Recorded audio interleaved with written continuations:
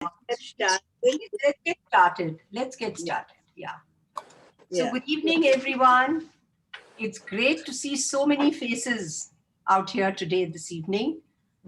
So Indian Cancer Society welcomes you to another one of the series of Enigma of Cancer, where we try and demystify the different aspects of various cancers.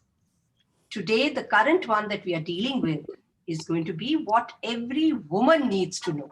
Now, I know here you think it's either breast or it's the gynecological cancer. Well, for us, it is the cervical cancer along with the human papilloma virus. We are seeing so much and hearing so much of virus which is in the air that this is yet another virus, but one which needs to be demystified. Many of us are very, very confused about it. And I think today the doctors are going to clear the air for us in very simple terms so that we are able to understand it. And also its effect, how it causes or what is its relation with cancer. So for this, we have our two leading doctors who are here, Dr. Rama Joshi and Dr. Madhu Ahuja. And to start the talk, to start the proceedings, will be Dr. Neerja Bhatla from AIIMS, who will be talking about highlighting the WHO, the World Health Organization's call for the elimination of cervical cancer by 2030. I will now hand you over to Mrs. Jyotsna Govil, our chairman of the Delhi branch, to give you an overview of the work that Indian Cancer Society does and is doing in this field. She is passionate about this topic and, of course, about everything related with cancer.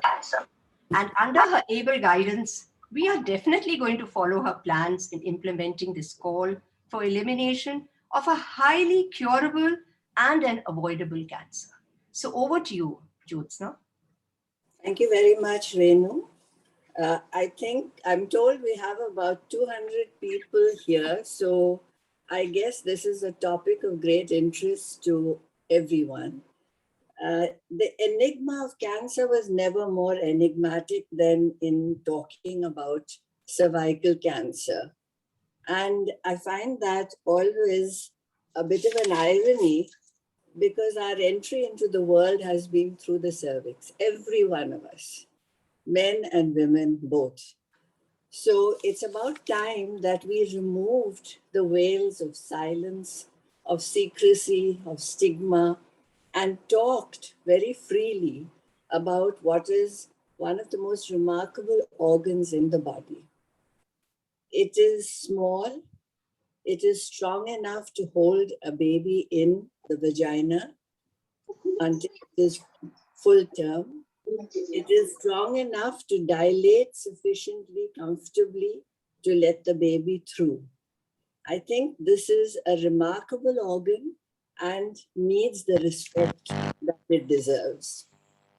In the Indian Cancer Society, we chose this as our Sustainable Millennium Goal in 1999.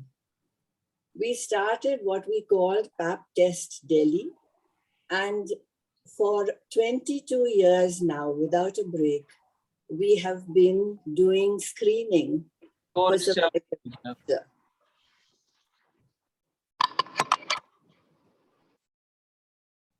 Are you all right, Rekha? Yes, I am fine. Okay, let me continue in that case. Yeah. So we have been doing cervical screening for 22 years without a break, as I was saying. But last year, I have to say, I was really delighted when the WHO made it their concern and called for an elimination of cervical cancer through vaccination, screening, and treatment. Now, when I looked at the 3 points of it, I also realized that we only addressed the central point of screening. We do not do vaccination because it's not our charter. We do not do treatment. That too is not our charter.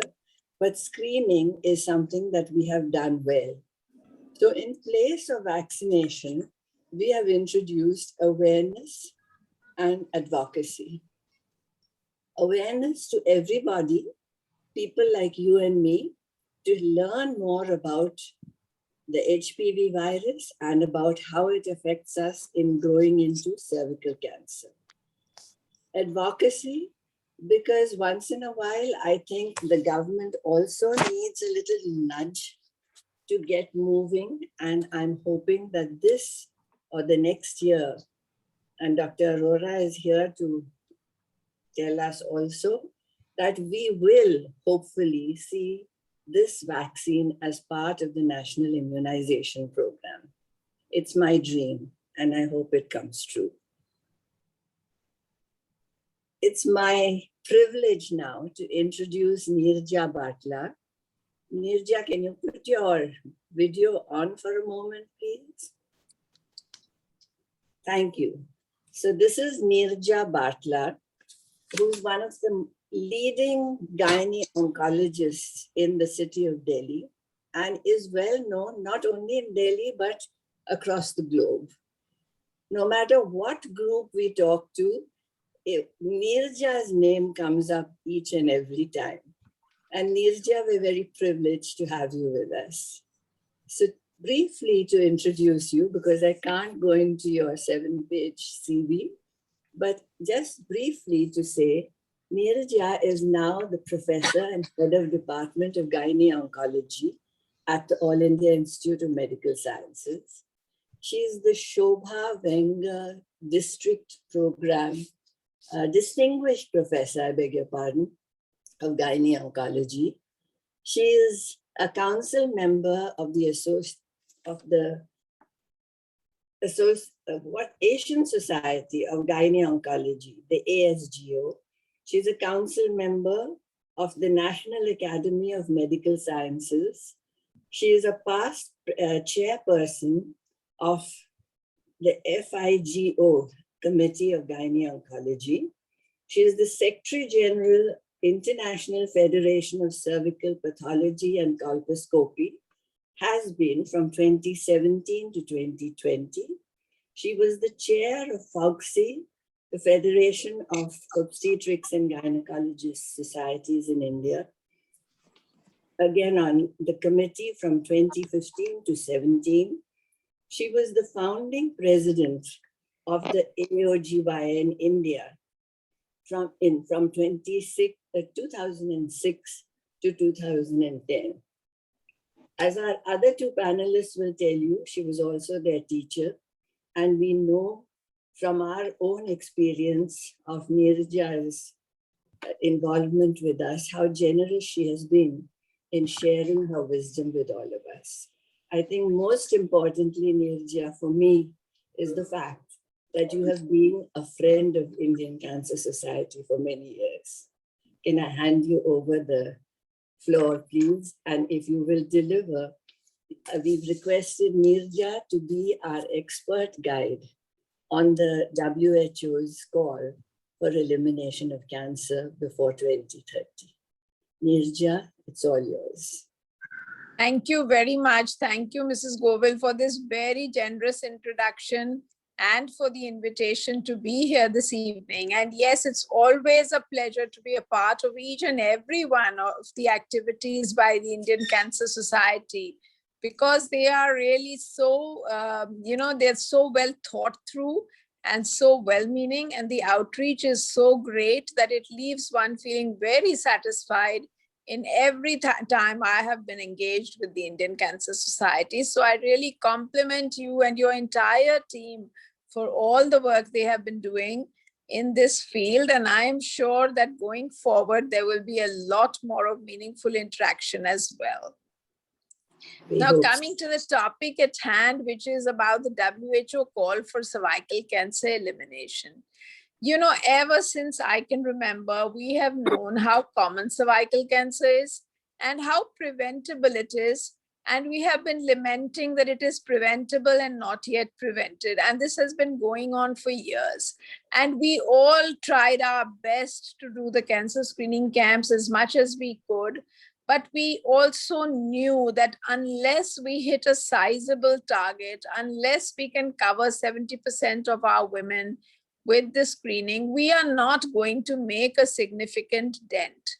And that is exactly what we have. We have a situation where we see declining trends, but we don't see them declining to the level that they should or they could. And that is that the goal that now WHO has defined. So 2018 marked a landmark year when WHO Director General Dr. Tedros made this the most important focal point of his tenure. Of course, we didn't know then that another virus would come and upstage and really take away the limelight. But fortunately, I will say, while it has turned everyone's attention away from another virus of HPV, but it has not detracted the WHO from the course they embarked on. And while being busy with all the work that COVID has entailed, WHO's teams have continued to work on this call for elimination of cervical cancer. And in fact, even in the middle of the pandemic last year on 17th of November, they had the launch of the global strategy for elimination of cervical cancer. So I would like to break this down a little bit to first of all say, what is the meaning of elimination? Does it mean there will be no more cervical cancer in the world? No, that is not the way it is. That is eradication. What we had for smallpox, it's gone, except maybe in some labs, there's some virus there. So elimination means that it will be a level which is so much reduced that it will not be the public health problem what it is today. And it will come down to the level of what is a rare cancer. You know, when there are less than 6 per 100,000 cases, it's called a rare cancer. And this is, the goal is to bring it down to 4 per 100,000 cases. So we are currently in a scenario in India where our level is at about 18 per 100,000 women. And then that means that we want to reduce it to less than a fourth, which is still a lot of women who will still have cancer, who will still need care, a lot more pre-cancers who will still need care, but not at the present level where we have about 123,000 new cases every year and about 77,000 deaths every year, which is a horribly high figure. It is nearly a fifth of the global burden just in this one country alone. It is not something that we want to see going forward. So elimination means it will no longer be a problem of that extent, but we will still have to continue to do our surveillance, to do our screening, to do our treatment of pre-cancers, to do our vaccinations, and something like the scenario what we are seeing in the case of polio. So this call for elimination of cervical cancer is further a three-pillar approach. And if we are able to fulfill these three pillars, and the goal is to set these in place by 2030, which is really only 9 years away, then we will be on the road to elimination. And for each country, when we will get there will depend on where we are now and how many of these strategies we can implement. So these three pillars are basically vaccination, screening, and treatment. And the goal is that 90% of girls under the age of 15 years should be vaccinated with 2 doses of vaccine.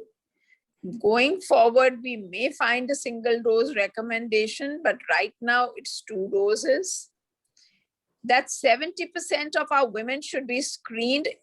And if we can get an HPV test, we can screen at just 2 time points, one by the age of 35 and one by the age of 45, because the HPV test finds those women who have this virus, which is the causative virus of cervical cancer. And of course, the main thing is not to fear that you have the virus, so you are going to get, no, that's not true. About 10% of women over the age of 30 will have the virus, but not all of them. Less than 1% are going to ever have even any grade of trouble with it. But it focuses our attention on just those women who are at risk now because they have got this virus. So the HPV test being the best test, because if it is negative, the risk of going on to cancer is very, very small. And the third point is that 90% of people detected to have a lesion should receive treatment, because it's not screening that's going to save lives. It is treatment of the lesions we have found that is important. So whether it is pre-cancer, whether it is cancer, 90% should receive treatment. And also a word is here about palliative care for those women with advanced disease who need to live in comfort and dignity. So all of this is part of the WHO call for elimination. So clearly there is something which each one of us can do. Like like Mrs. Govil rightly said, the first thing is awareness, and that each one of us can ensure that we build it into our women, into our girls, into our policymakers, into our teachers. Everyone needs to know that these are our requirements and our goals. And unless we have a goal, we are not going to reach it. So we should know that our ideal is to find HPV testing. Yes, it's expensive presently. Yes, it's not universally available. But by and by, we can bring it into our programs and get there. And meanwhile, we are not to stop the good work we are doing. We must continue with our good quality cytology. We must substitute it with VIA if we cannot do either of these tests. So we must do something for every woman whom we come across. And if we do this by 2030, we are going to be on the road to elimination. The biggest advantage with HPV is the option for self-sampling. And in this COVID time, there's nothing like it, because it can be done from the woman's home. It can be done in a clinic. It can be done anywhere with very less sort of exposure to the staff, as well as with the option of less requirement of sterile equipment, etc. So going forward, many new things will emerge, but COVID and cancer have to go hand in hand. We cannot allow women to be denied because of this pandemic. So thank you for your invitation for me to come and speak about this. And I think we have got great panelists who are going to give you further insights. Just one word I would like to say, Renuka ji mentioned about breast also. Breast cancer is now our #1 cancer. We must ensure that every woman who comes for cervical cancer screening also gets at least a clinical breast examination, because if she has come to us with a good health-seeking attitude, wanting to know if she is at risk of something, we cannot just look for the one and let her be afflicted by the other. So breast, oral, cervical, the 3 common cancers, preventable cancers, which are taking up half the pie in India. We should look for all of them. We should tell them about self-examination. We should tell them how they can look inside the mouth. We should tell them about the healthy habits that can protect them. And with that, I think we will be able to have the confidence that we did everything we could to give her a happier and healthier life. So thank you very much once again. And I will hand it back now to Jyotsna ji or Renuka ji. Please. Yes. Thank you so much. Just 1 second, Renu. Neerja, I just wanted to tell you that yes, we in our screening, we look at all the 3 cancers. It's not merely the Pap test or the HPV DNA test that we do. We do a breast examination. We also do a an oral examination. So we know that we get very few opportunities to get a person seeking help in front of us, and we are not going to let them off without covering all the three major aspects of cancer in India. And one last thing I want to say, your colleagues in FOGSI are here on this webinar. Thank you for pointing us that way. And I hope that all FOGSI members will take this forward and talk to their own clientele about the necessity of regular screening. Thank you so much, and it's back to Renu. Thank you, Jyotsna. Thanks a lot. Thank you ever so much, Dr. Bhatla, for having given us so much of an insight about the WHO directions. I now invite Dr. Madhu Ahuja to equip us with the learnings about HPV, the human papilloma virus, of which we know very little. Now, a few words about the doctor. I know it's very difficult to try and introduce doctors because they have such huge CVs. They've done so much work in their lives that it gets really difficult that where you cut out what. But anyway, this is in her own words what we have got from her. Dr. Madhu Ahuja has over 35 years experience in obstetrics and gynecology. Her expertise lies in delivering evidence-based care to patient satisfaction, which is so important, and routinely handles complicated referral cases in obstetrics. And even her gynecological surgical experience and expertise in that is really vast. She's an alumnus of the CMC, the Christian Medical College, Ludhiana. And after postgraduate at PGI, she went on to do her MRCOG. That is a member of the Royal College of Obstetrics and Gynecology from London. Currently, she's the senior consultant, unit head of the Max Super Speciality Hospital, Patparganj. So Madhu, over to you. Besides this, of course, I didn't turn the page, so I'm sorry, I've left out a little there for you. She has many awards and accomplishments to her credits. And like I said, if one started reading out these accomplishments and the awards, I think we'll be here till the end of the day. So Madhu, over to you now. Thank you. Thank you, Renuji, for such a nice introduction. And I thank the Indian Cancer Society, Jyotsna ji and Colonel Ajay, for inviting me to be a part of this August panel.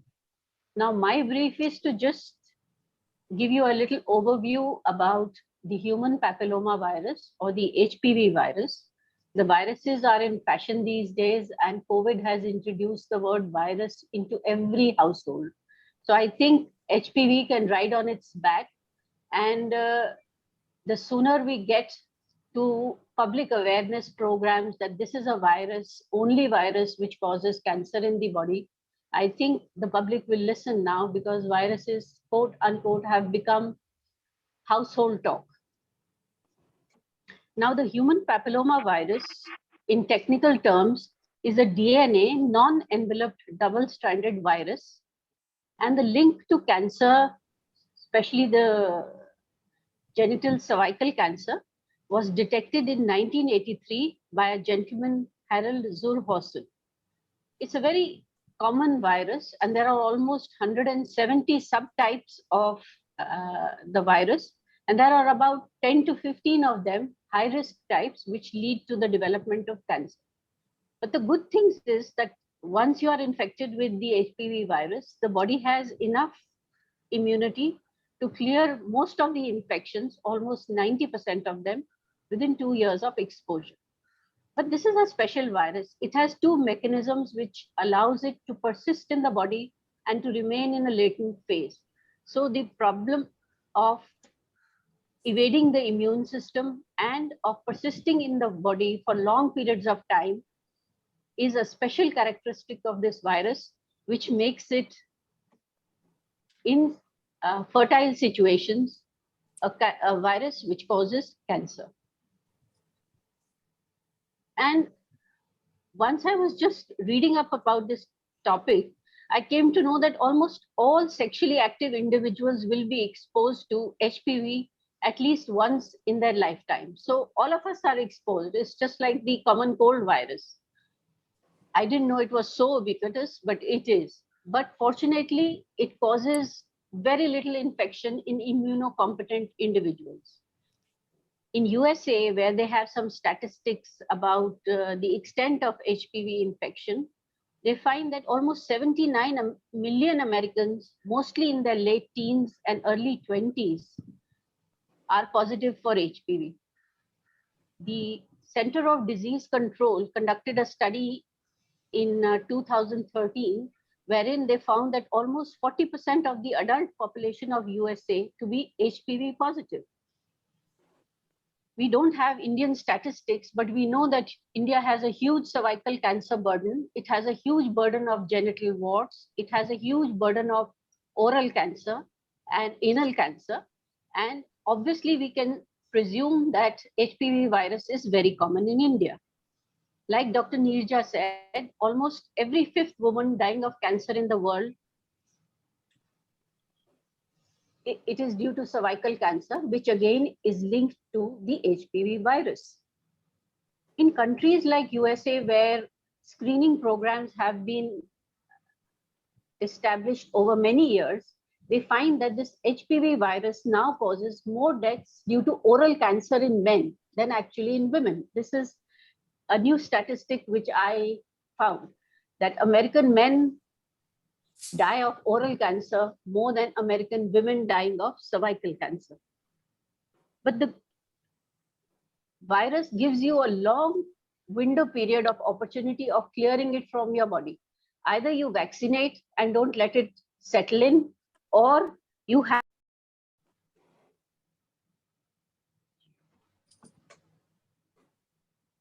you have 5 to 15 years, 5 to 20 years, in fact, decades, in which the precancerous lesions can be tackled effectively so that they do not lead to invasive cancer. The risk factors for persistent infection and cancer development are the early age of sexual intercourse, multiple partners, because this virus is asymptomatic and everybody may be carrying it on their skin without anybody knowing about it. So multiple partners increase your risk tremendously. Smoking lowers immunity and leads to persistence of virus in the body. Poor immune function, as would be seen in people affected with HIV and other immunocompromised individuals. The high-risk HPV types, mainly 16, 18, and about 10 others of them, have special kind of oncogenes which promote unregulated cell division and cancer development. So infection with the high-risk types leads to cancer development. But again, once these genes have been identified and the signaling mechanisms within the cell have been identified, in the next decade or so, we may see the emergence of novel immunotherapeutic and chemotherapeutic approaches to limiting the persistence of infection in the body. How does HPV spread? It spreads by skin-to-skin contact, but it requires an injured skin. This may be microabrasions or small cuts anywhere in the body where the virus will find a foothold. Since it's a non-enveloped virus, it doesn't have a capsule. It cannot attach to a cell, but it will find an abrasion to penetrate into the skin and go and attach itself to the basal layer of the squamous epithelium. The squamous epithelium is the epithelium of the skin. The squamous epithelium is also the epithelium of the uterine cervix, where the cancer starts. So this virus is a virus which predominantly affects the squamous cells in the basal layer. So wherever it will find a microabrasion in the skin, either also in the cervix via intercourse, it will gain entry there. And anal, oral, vaginal intercourse with multiple partners is likely to cause genital area trauma and lead to spread of the virus. The usual wart virus, which are of at least 100 subtypes of HPV, are spread by surfaces and fomites. So actually sharing towels may give you an HPV infection. This virus is not killed by hand sanitizers and disinfectants. It can be killed by dilute bleach solution and by ultraviolet disinfection. So make sure when you go to your hairdressers, they have their brushes and combs all disinfected by UV disinfection and also by chlorine dioxide wipes. Transmission of HPV virus can happen from mother to her baby if the genital tract has active genital warts. Then the baby can swallow the HPV virus via the amniotic fluid and it can land the baby in trouble. So obstetricians would plan a cesarean section if the mother has active warts in her genital area. How does HPV affect women? Like I said earlier, it is the commonest sexually transmitted infection to the women, and most women are unaware that this is an infection which they can get. So safe sexual behavior is something which we must emphasize to the girls right from school. At least 80% women will contract one type of HPV in their lifetime. And the virus has a special affinity to the junctional tissue of the cervix, as basal cells of the squamous epithelium are accessible and have a susceptibility to infection. The squamocolumnar junction also contains residual embryonic stem cells, and these cells are implicated in transition zone specific carcinomas like that of the cervix. The warts that happen in the pubic, vulval, vaginal, and anal areas are signs of infection with the low-risk HPV subtypes. These subtypes are unlikely to cause cancer. So if you have warts, you cannot get cancer from the wart virus, but the same behavior pattern which allowed you to get these warts can enable you to get an infection with the higher risk type of virus 18 and 18, and the lowering of immunity which led to warts may predispose a woman to get cervical cancer later on in her life. Most of these infections are asymptomatic. Symptoms of discharge, postcoital bleeding, or bleeding in between periods are non-specific and require investigation. Before warts develop, there may be some vulval and anal pruritus because of HPV, and the warts can be felt as small bumps in various parts of the body. Again, in men, there are no symptoms of HPV infection. The warts may be seen on the penis, scrotum, and anal areas, and men go on to develop penile, throat, and anal cancers. In men, most of the cancers are linked to the high-risk HPV 16 type.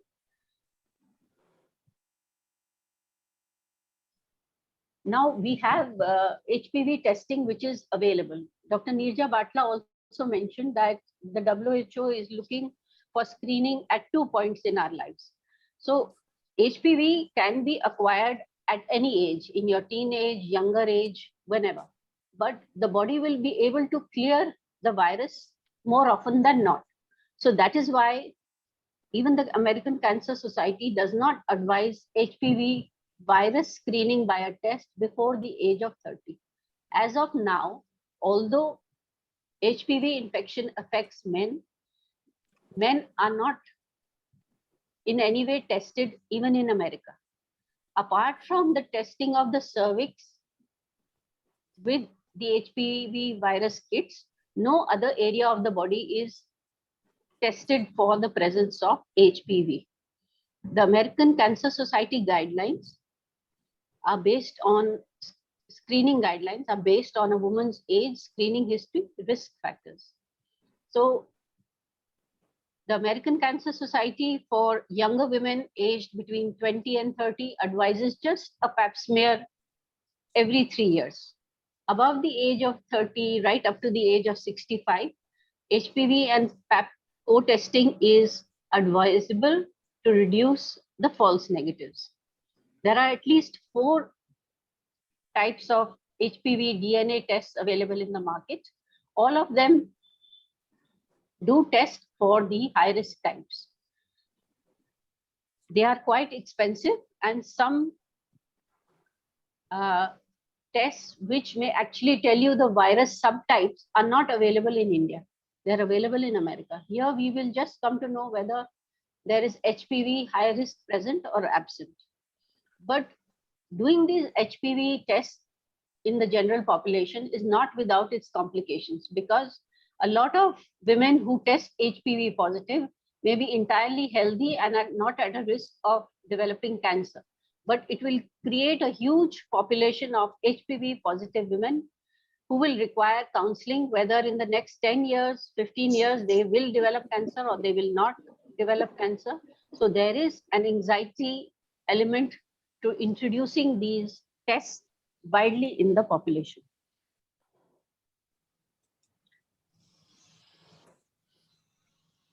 The cancers which are linked to the human papilloma virus in women, vaginal, vulval, and cervical cancer. Also the oral and anal cancers, much less in women, much more found in men. They're all linked to the presence of human papilloma virus.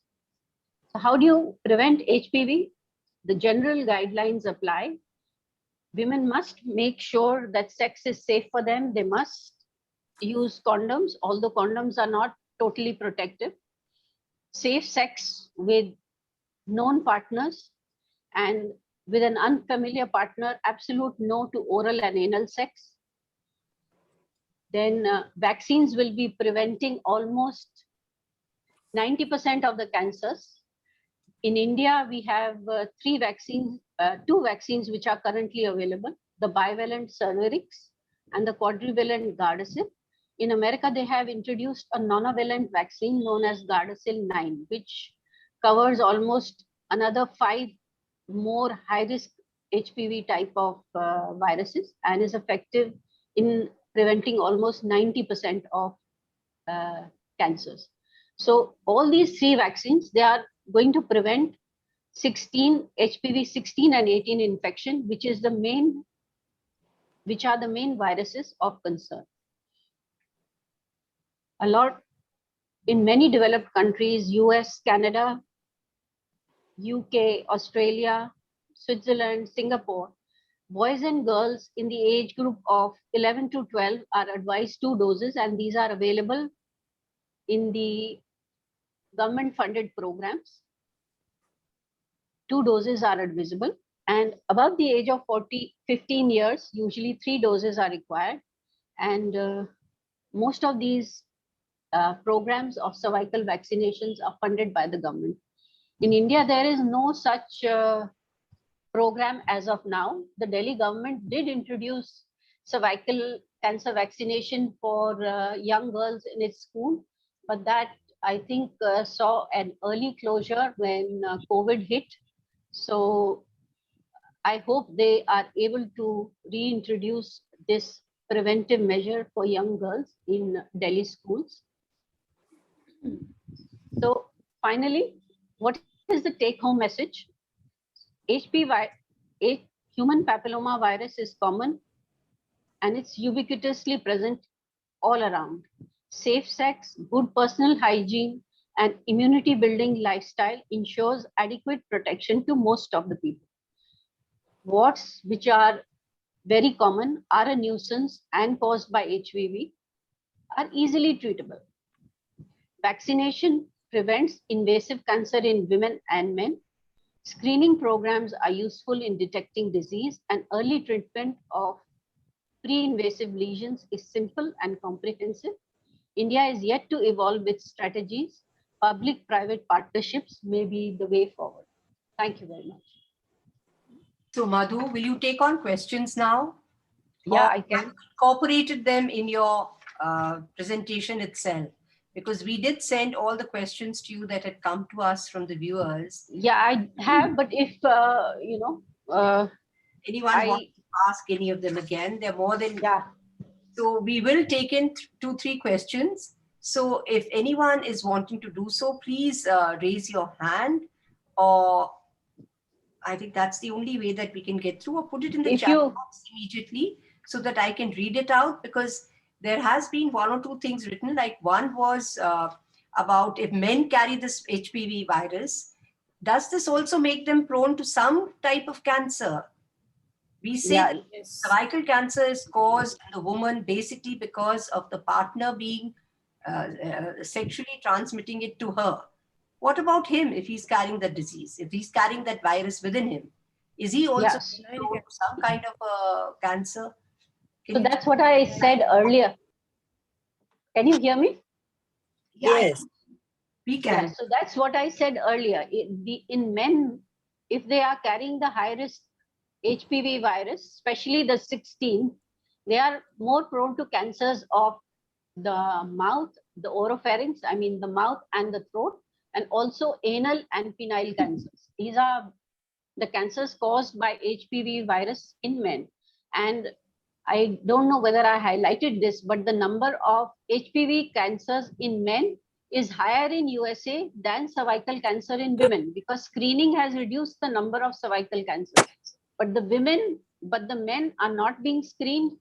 So almost, I would say 20,000 cancers in USA annually are caused by high risk HPV virus 16 in men in USA.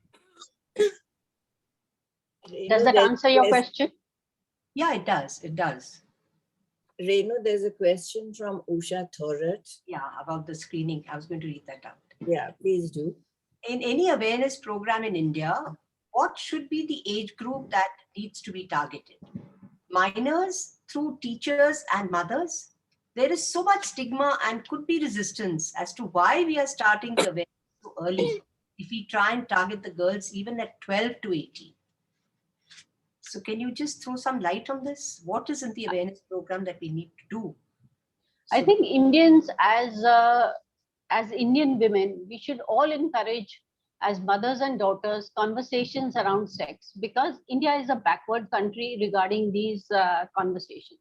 They must happen now, even in the most rural of households, even in the most uneducated of households, because if we are encouraging girls to go for education, then we must teach them the right stuff. And having control over their bodies through sex, through the kind of sexual relations they choose to have, should be incorporated in the school education. The parents are not equipped to talk about it. The schools must make it a kind of, get experts on, say, a screen where the children feel comfortable answering questions to an anonymous person or listening to an anonymous person. But the target should be the school children above the age of 10 years, because as I talk to youngsters are sexually active much younger than we older people believe. And schools must give this education. Then this education will be carried from the children to their mothers, and the mothers may be coming into the net for screening. So these conversations, even though uncomfortable, have to start, and that is the target population.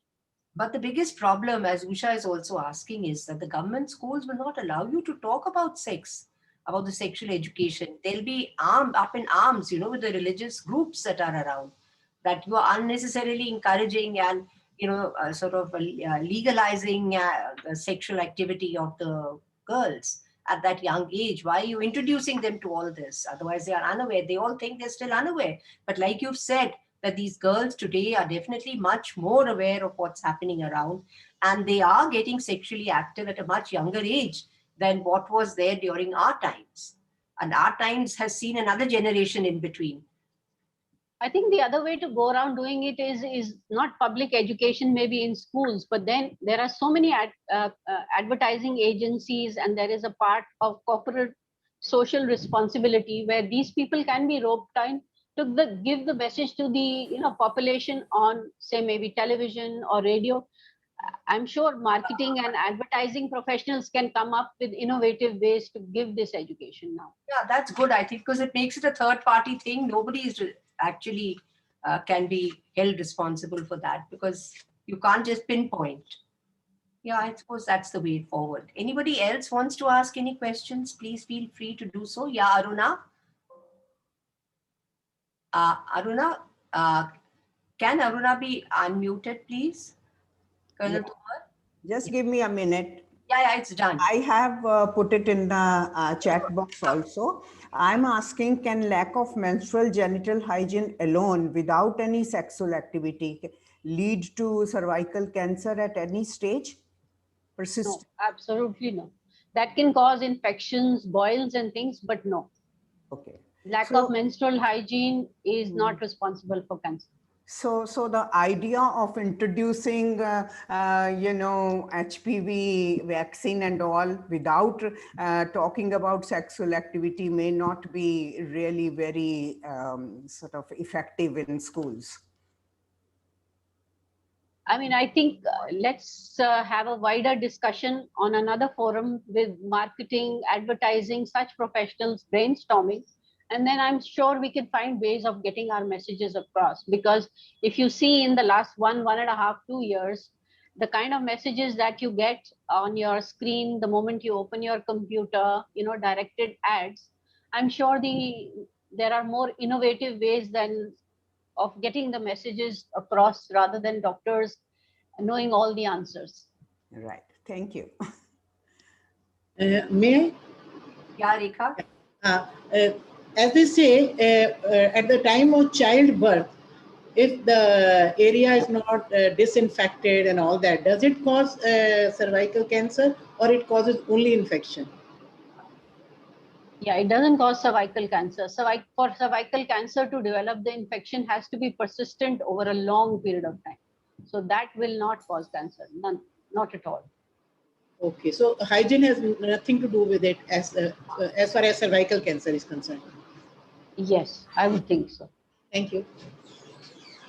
Can we Small question. cervical cancer questions for Dr. Joshi and deal with the HP ones here with Madhu here? I'd like one on HPV, please, if you can. Please, Dr. Rao, please. Dr. Ahuja, you mentioned that even from towels, one can get infection, shared towels. Yes, that's Yes. true. The amount of virus may be very small, but if your partner has a, what in his genital area and you share his towels, you will definitely get the infection from there. Does that then extend to toilet seats and all that? I mean, it's a long shot, but I'm just asking because these are yes, questions. I agree. people ask.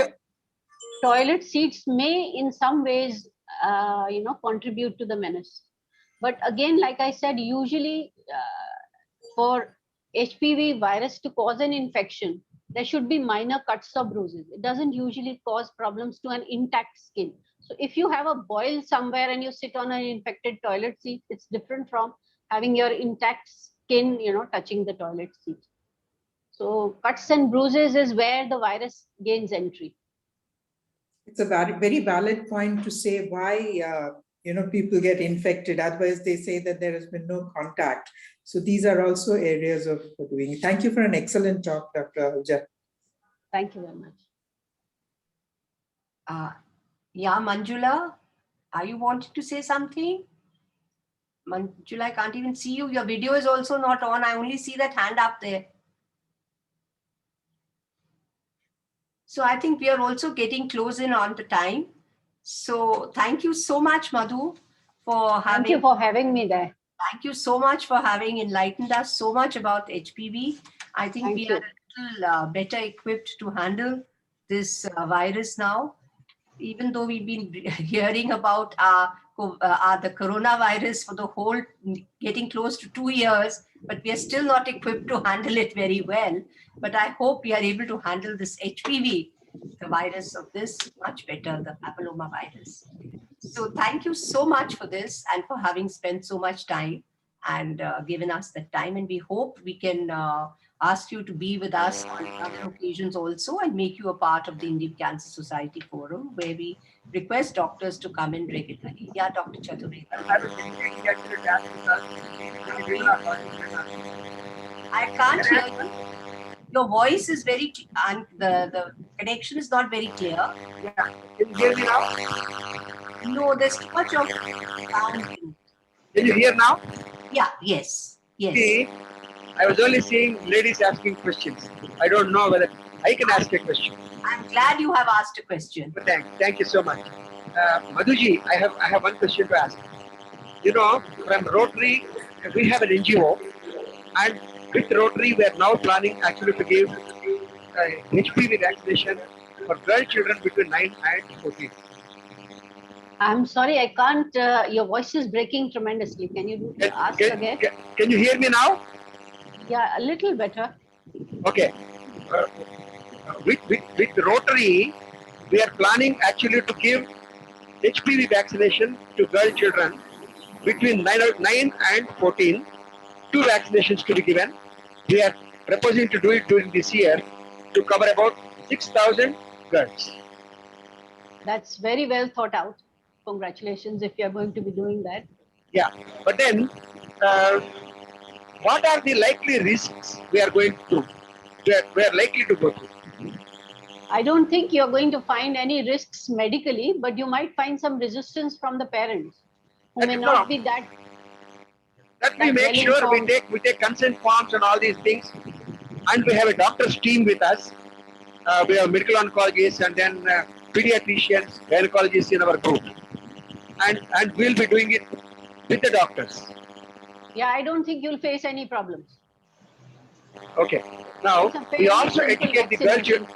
It's point number 2. We go to the government schools with the permission of the local state government. We have access to the government schools. We take 8, 9 and 10 classes because that is the puberty age and age for temptations.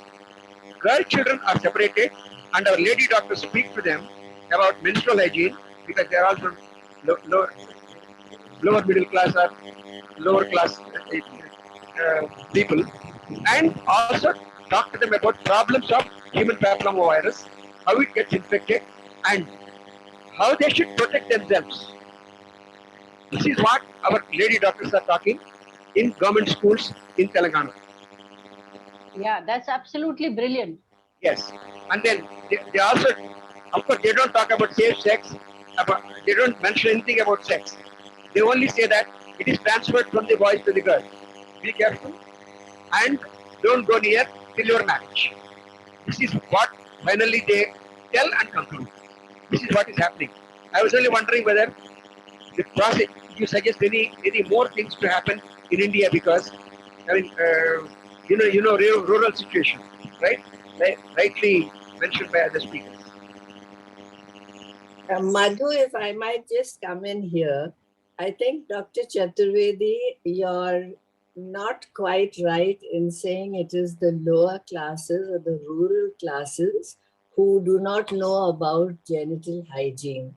They may have limited facilities, but they are very aware of keeping themselves clean. In fact, it's very often girls and women in hostels who tend to take shortcuts.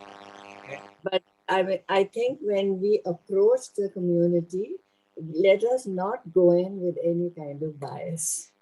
Okay. I stand corrected. I'm not going with the bias, but that is taken care of.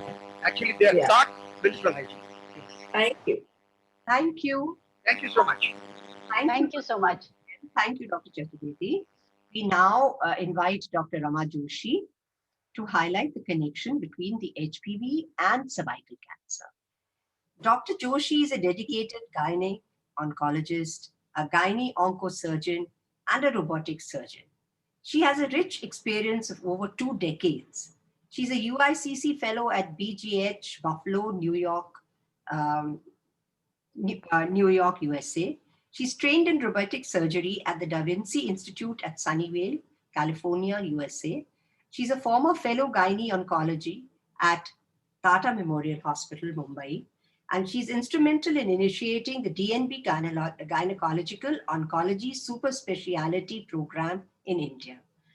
She's the President Association of Gynecological Oncologists. That's a very difficult word to keep. It's a tongue twister of India, 2016 to 17. And she's also the Honorary Secretary General of the AGOI. She has many awards, and including the Pfizer Gold Medal Postgraduate and has been a member of innumerable organizations and has conducted, again, a large measure of awareness programs. Currently, she's director and head Department of Gynecological Oncology and Surgery at Fortis, Gurgaon. So Dr. Rama Joshi, the floor is all yours.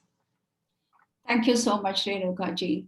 And at the outset, I would like to congratulate Indian Cancer Society for the tremendous work which is being put in towards creating the awareness and also, the fighting out the disease by even conducting the screening programs, as was mentioned. So at the outset, I would like to thank you, Renuka-ji and Jyotsna-ji, for this kind invitation. The topic given to me is how much do you know about cervical cancer? I think when I looked at it, I really found that, yes, it's a very, very practical topic. Many women think that why we are talking about cervical cancer and what makes us think that we should really know more and more about cervical cancer. I have made actually my talk through the slides just to make people understand what is the cervical cancer. After all, what is this cancer? How does it differ from that of the benign? Why we are so much worried about the cervical cancer? The cancer which you have heard that it is a preventable cancer, the cancer which is treatable cancer, and preventable in sense that we are very well conversant with that of the vaccine. Of course, we know hepatitis B vaccine, everyone knows about it, smallpox, and whatever I will say the kind of the vaccines which are, and of course we all know about the COVID vaccine too. So we have to look into that what makes us think that yes, we can prevent, how we can fight it out, but why we have to fight it out. These are very, very important issues. And I think I've tried to make whatever the subject slightly, actually, you can say it's a more simpler form. So how much do you know about cervical cancer and how much you need to know about cervical cancer? These are the two things, of course, they go hand in hand. And once we talk about the cervical cancer, this is what I think I just would like to explain in a very simple way. This is what is the uterus. And in the womb, Jyotsna-ji, I mentioned it so well and I described it, that this is where the baby basically, I'm going to say grows. And it is this part of the womb which is known as the cervix, which projects into the vagina. So when it opens, of course, this gives the way to birth of the child, you can say through the vagina. And this plays a very, very important role. This is very much, one can examine it very nicely at the time whenever we are seeing any woman for the clinical examination. You can see that it is so easily, actually, it can be examined and is accessible to us, but we can't examine inside of the uterus without going for any kind of the invasive procedures. So when we look at with the speculum examination, this is how we look at the cervix. And we can see any abnormal or suspicious area. This is where, when the cancer begins in the cervix, is known as the cervical cancer. So when the cancer begins primarily in that particular organ, cancer of that particular organ, and here we are talking about this cervical cancer.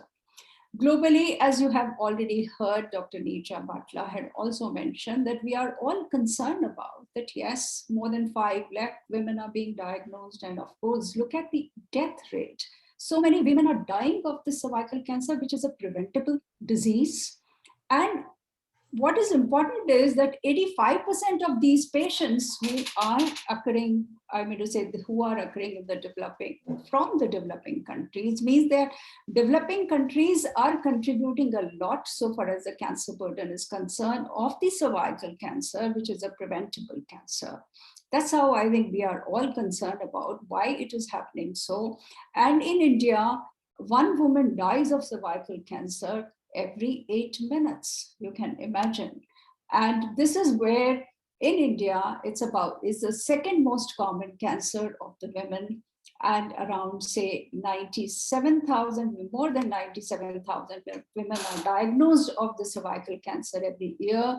And look at the deaths because of the cervical cancer. More than 67,000 women are dying of cervical cancer.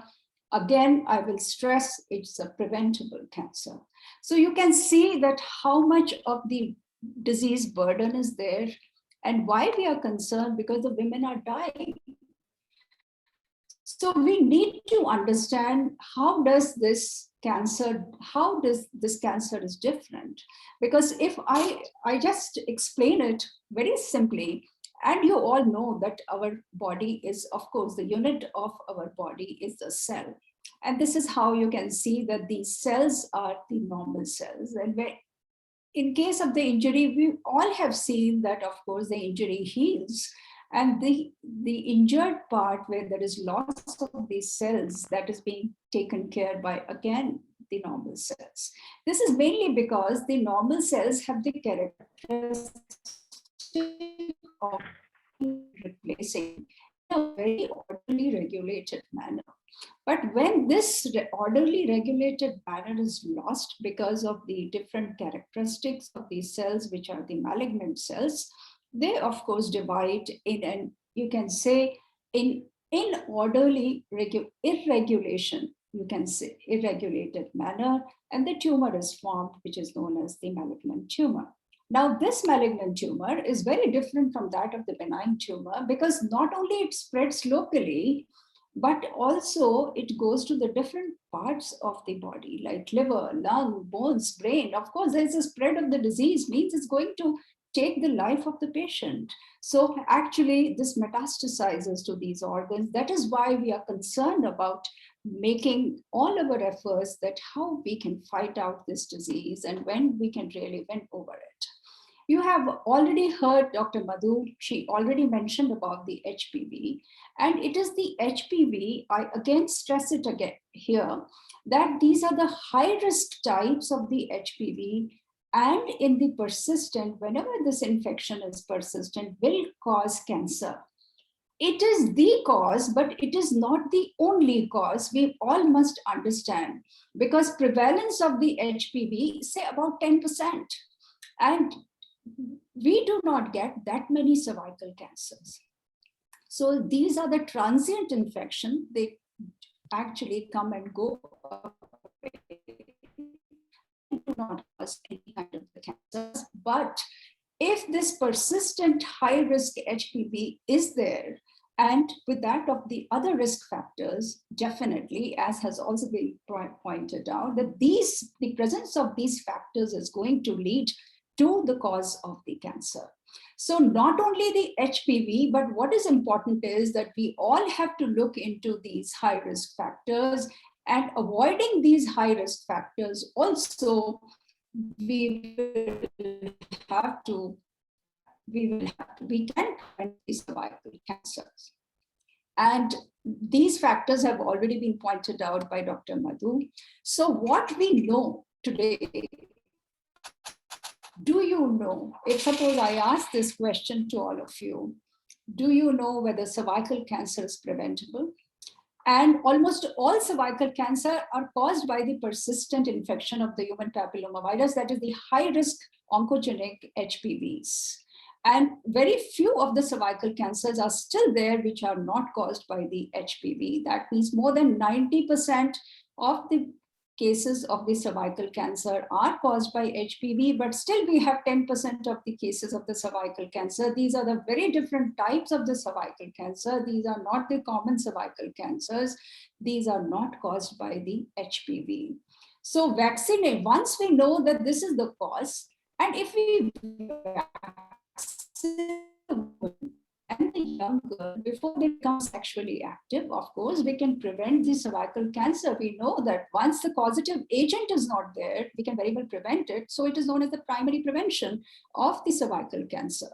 On the other hand, we have the secondary prevention also, that is preventing the cervical cancer by the screening test. And these screening tests are, I think we are all aware of the PEP test, which I think the society is also conducting, that is the PEP test, and also the HPV DNA. Now, HPV DNA has been taken as that of the very important, you can say, the screening test for the cervical cancer by the WHO, and has been given emphasis on. And once the cervical cancer, we know that majority of the time, the women in the age of 30 to 55, they are affected with, or they basically suffer from cervical cancer. But even cervical cancer has been seen in the younger women also. It depends on at what age the woman really has become sexually active or sexual debut is there. So all these facts are very, very important whenever we are dealing with that of the cervical cancer. So primary prevention is by the vaccine. This has already been talked about, and this is definitely much more effective when it is given before any kind of the sexual debut. So whatever may be the age, if suppose any naive woman who is about say 30 years, 35 years, should have this primary protection of the vaccine as such. So it's very, very important. And these doses again have been already talked about by Dr. Madhu, so I will not go into the detail. So far as the secondary prevention is concerned, this is mainly by these screening tests of the PEP test, HPV DNA testing, and VIA. That is we have got in our rural areas where we do not have the facility for the PEP test. We do not have even the HPV DNA testing available. So these are the areas where we can pick up or downstage this disease by VIA. That is just simple, you can say the visual inspection with that of the acetic acid. This is how you can see the cervix can be seen. This is how we are taking the PEP test. There is no pain, there is no discomfort at all. Many women, they feel that this may be a painful test. No, it is not.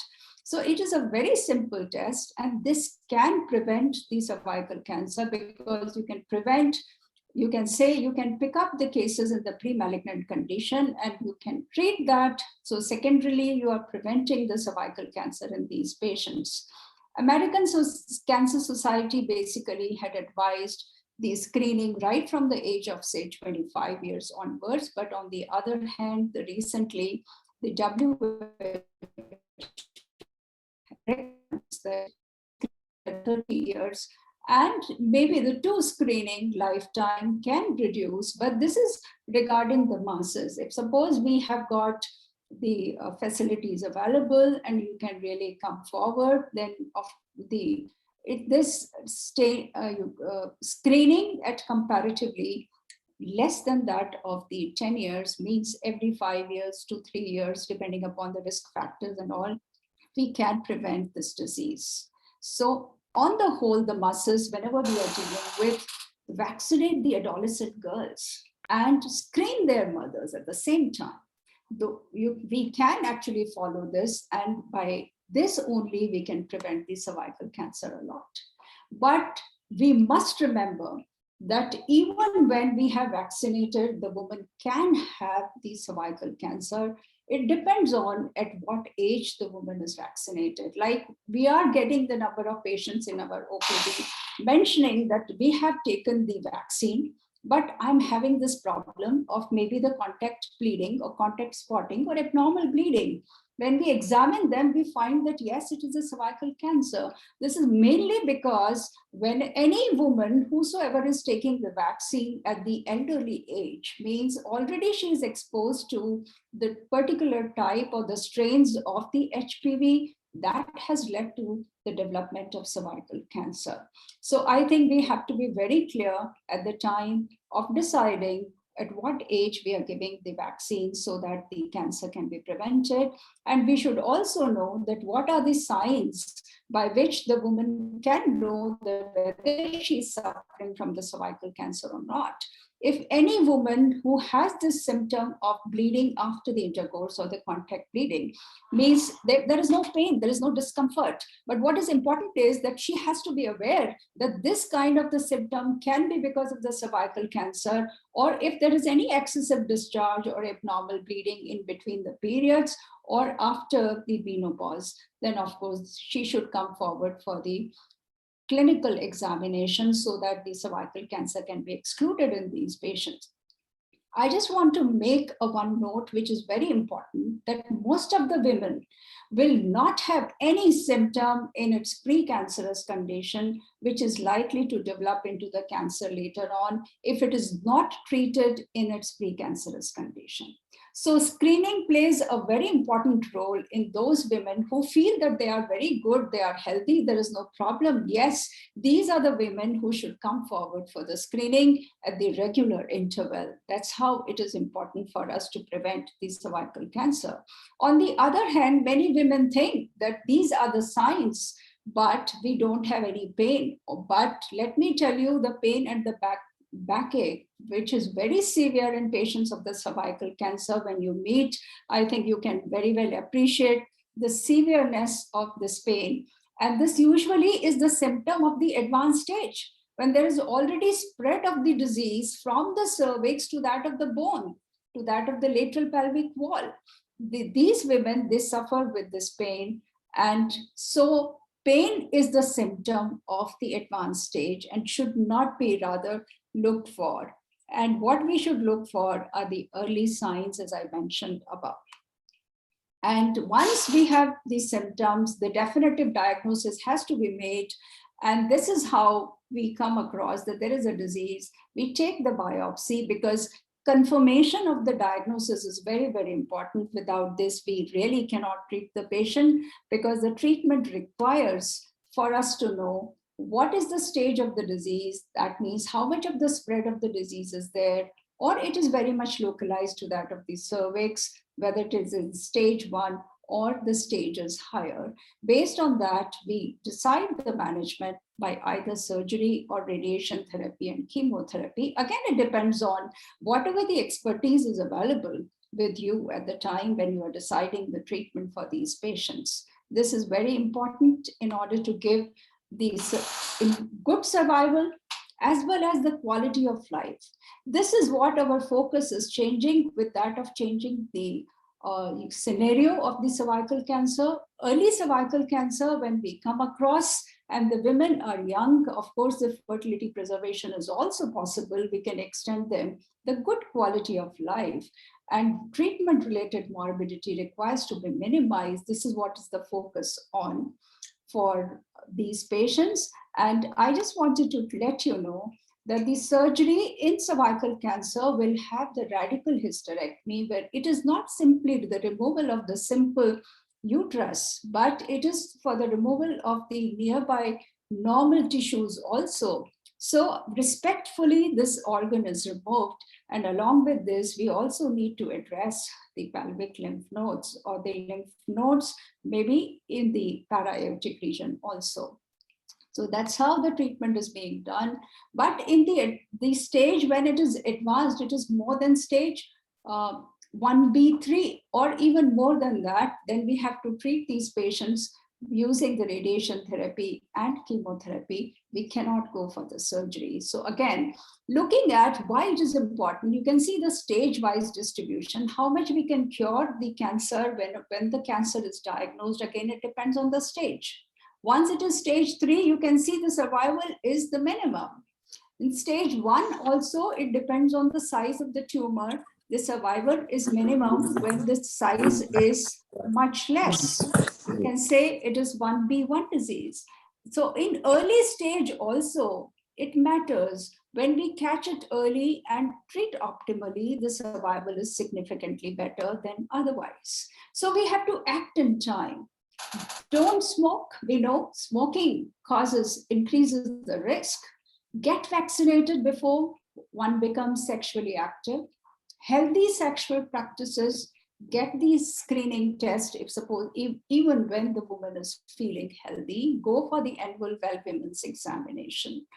And if suppose your test results, you say, is of the cervical cancer, pre-cancer or cancer, of course, one should seek the care from the gynecologic oncologist in order to deliver the best in terms of the survival as well as the quality of life, because these treatments are the complex treatment. The surgeries are complex surgeries, and we have to define when we can deliver the best to the patient.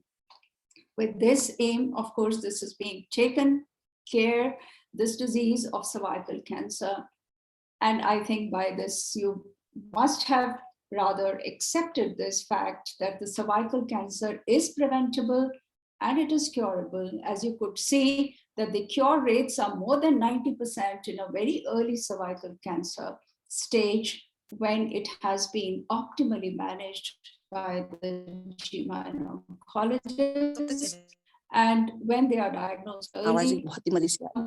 And also, we must remember that the multimodality treatment offers the improved survival as well as quality of life. This is what is our department of the Gyne Oncology at Fortis Gurgaon. With this, I thank you all for the patient hearing and focused attention.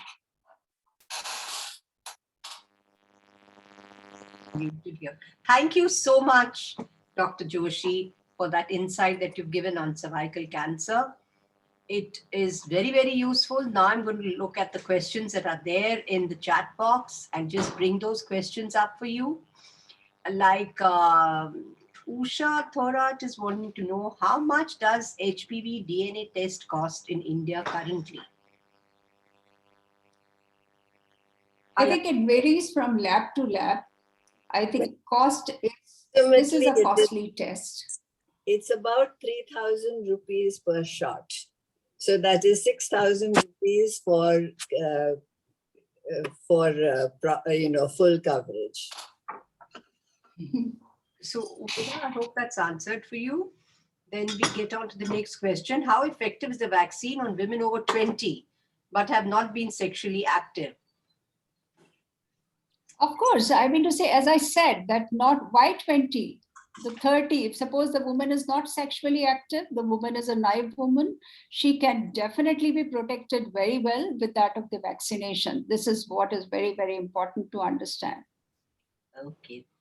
Thank you so much. And then Aruna is wanting to know, can persistent infection due to the HPV strains other than 16 and 18 also cause cervical cancer? Yes, I think we must know that not only 16 and 18. See, 16 and 18, when you see, they are responsible across the globe for about, say, 72% of the cases of cervical cancer. In India, they are responsible for about more than 80%, or say 85% of cases of the cervical cancer in India are caused by 16 and 18, HPV 16 and HPV 18. We have got rather about, say, 15 types of the high-risk HPV, which can cause cancer.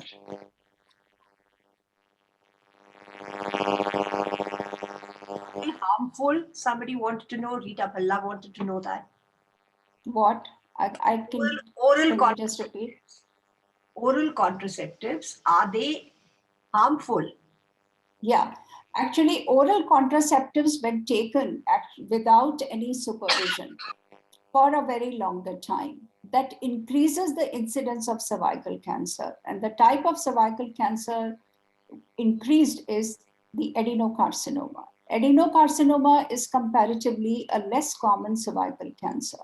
So what is important is that whenever the woman is taking the oral contraceptive and the woman is taking it under the supervision, coming for the regular checkup, then basically we don't come across the situation where there is increase in the, or you can say, cervical cancer in those patients. It has been seen those women who are taking it like blindly for more than 10 years time. They keep taking it, They have never gone for their own clinical examination and even the pap test, that is the cytology. So these are the patients who are likely to have the increased, contributing to this increased risk or increased incidence of cervical cancer.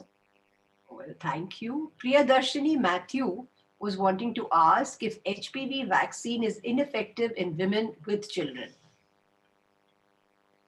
HPV vaccines, can you repeat? Effective. With I women, can't hear. whether HPV vaccine is ineffective in women who already have children. Again, I think this is a very, already those who have children means they are already sexually active. It is the same thing. So actually the effectivity reduces a lot if the vaccine is given, because it has the effect of protection. Now protection will be definitely very much partial if suppose it is given to the women who have already been sexually active. To those who already have children, definitely the effectivity will be much less. okay, I think there's Dr. Vasudev Chaturvedi. He wanting to know something. Yeah, please. Are you unmuted? Are you unmuted? Can you hear me? Yeah, we can hear you. See, Dr. Rama, you had shown Yes, sir. Cervarix, and then there's another vaccination, Gardasil. Which one is more effective? I understand Gardasil covers more types of cervical cancers than Cervarix. Am I right? Or did I get the right information or not? So actually my way of showing you was just to let you know that this is what is the vaccine available as the primary protection. That picture was depicting. That's the only thing. Of course, we have bivalent. Cervarix is bivalent vaccine and Gardasil is quadrivalent vaccine. Quadrivalent vaccine, it includes rather the protection for even the genital warts. So HPV 6 and 11 also that protects by the Gardasil. But on an average, both the vaccines, our aim is for the cervical cancer. Gardasil is very, very popular in the West because the genital warts, the incidence of genital warts there is quite high. So it depends on the, you can say, the lifestyle of the person one can choose for the Gardasil, almost the same. There's another one which says that is the uterine fibroids, do they cause cancer? The uterine fibroids, do they also result in cancer? No, fibroids don't result in cancer, but let me tell you, I think since you have put the question on fibroid, sometimes there can be a stromal tumors of undetermined malignant potential.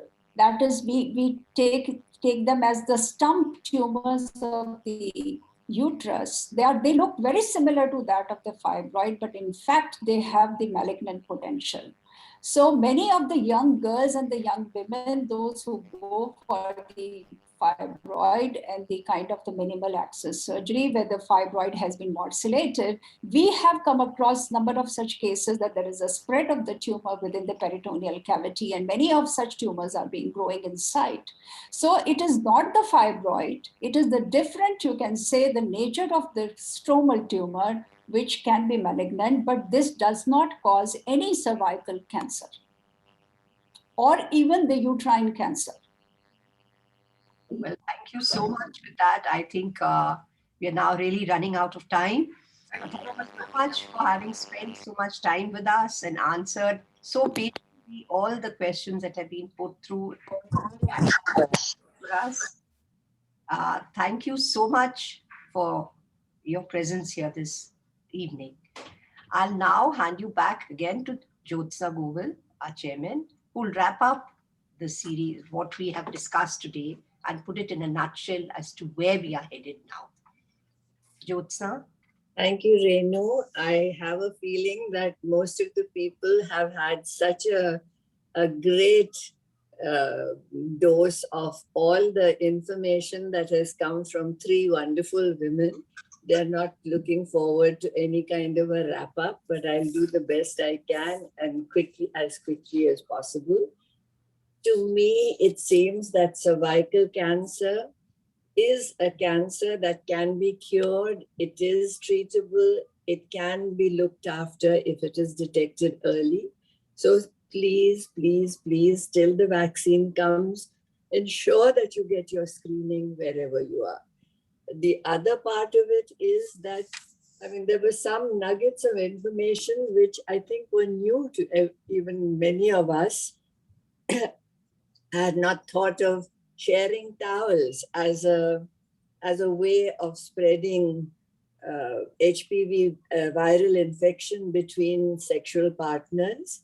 Yes, it makes sense, and it seems like it is very much something that is avoidable.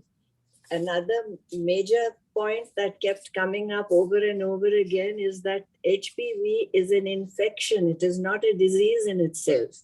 It is an infection which causes a disease, and therefore you need to take care of an infection in the same way as you are taking care of the COVID infection, the same way as you were taking care of hepatitis B infection. They were not in themselves diseases, but they have led to a drop in disease in the country. And a very important point that Madhu brought up is that HPV is gender neutral. We have a huge load of cervical cancer, but as she said, like in the United States, where cervical cancer is not a problem, they find that it is the male cancers caused by HPV which are creating a problem. So we don't need to get on that seesaw if we can say that, if we recognize that this is a gender neutral virus and we treat it in that fashion. What else? Ramaji, you've given us such a broad spectrum coverage of cervical cancer. There's very little left for me to do. You've done it beautifully. So I will not touch on that. I think that talking about adenocarcinomas on unchecked use of oral contraceptives is again a very important point. There are far too many women who pop pills without thinking about it. They don't go for their regular checkups. And at the end of the day, no matter what it is, your annual screening, a well woman screening, as you said, is very, very important. So I leave everyone with just those few thoughts. Those were the ones that penetrated with me. And I hope that you have all enjoyed this program as much as we did putting it together. Thank you to all the three gynecologists, and God bless you all. Yeah, thank you so much, Jyotsna, for that. I would just like to say again, one more final thanks to all of you for being here today and being so patient and being with us throughout. And I would also take this opportunity to thank everybody in the back office who has been helping out by arranging this webinar, putting it all together. Colonel Tomar, our CEO, who handles all the Zoom calls and everything else, helped along by Anuj and Bhagwan Das from the office. There's also Priya, both the Priyas, the Priya who, the Choti Priya as the younger one is known, who is a social media person and who makes all the various little things that you see on the social media that you've been seeing on Twitter and on the Facebook and everywhere else also.